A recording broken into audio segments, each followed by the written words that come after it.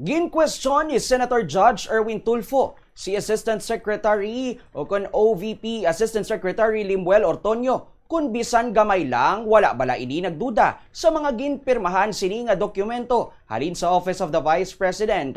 Ilabi na sa mga questionable nga mga acknowledgement receipt nga ginsumiter sang security officer nga si Colonel Dante Lachica. Sunog kay Ortonio, nakabase lamang ang iya nga desisyon kag mga tika nga ginahimo sa mga dokumento nga ginpresenta sa iya. Dugang pa ni Tulfo nga paano makasabat sang insakto si Ortonio sa mga palamangkutanon kung wala man lang ini sang nahibaluan. Pahayag pa sang senador nga ang nagaisahanon lamang nga mahimo sini amo ang magbinutig. Apang ginpunto naman ni Ortonio nga kumpleto ang nanginsabat sa mga dokumento nga ginpirmahan sang Vice Presidente. Ante sinigin pirmahan kaginpasa sa Commission on Audit.